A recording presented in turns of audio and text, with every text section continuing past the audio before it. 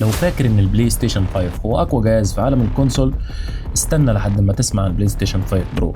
الجهاز ده جاي يغير قواعد اللعبة كلها ويقربنا من عالم البي سي بطريقة غير مسبوقة. تعالوا نشوف مع بعض التفاصيل ونعرف هل يستاهل ان انت تعمل ابجريد ولا لا. اهلا بكم يا جماعه، معاكم ضياء. النهارده هنتكلم عن البلاي ستيشن 5 برو والتقنيات اللي تم الاعلان عنها في الحدث التقني الاخير للبلاي ستيشن. هنشرح لكم بشكل بسيط وسريع ايه الفرق بينه وبين البلاي ستيشن 5 العادي، وهل فعلا لازم تشتريه ولا لا. جاهزين؟ يلا نبدا. اولا، البلاي ستيشن 5 العادي لما نزل في 2020 كان مفاجاه.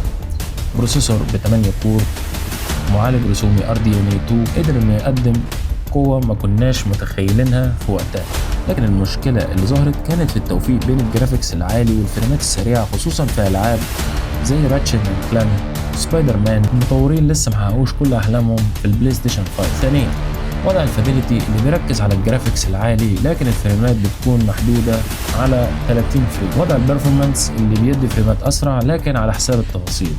دلوقتي مع البلاي ستيشن 5 برو في مود جديد اسمه راي تريسنج اللي بيحقق التوازن بين الجرافيكس والفريمات، وده بصراحة ما حصلش قبل كده في أي كونسول تاني.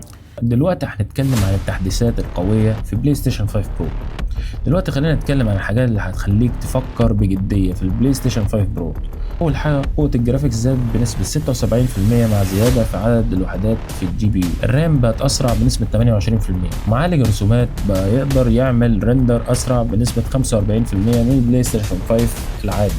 النتيجة، كل الالعاب هتشتغل اسرع والجرافيكس هيوصل لمستويات جديده تماما، هتحس كأنك بتلعب على بي سي مش كونسول. في النهايه البلاي ستيشن 5 برو هو قفزه نوعيه لعالم الجيمنج وبيقدم تجربه قريبه جدا من اجهزه البي سي.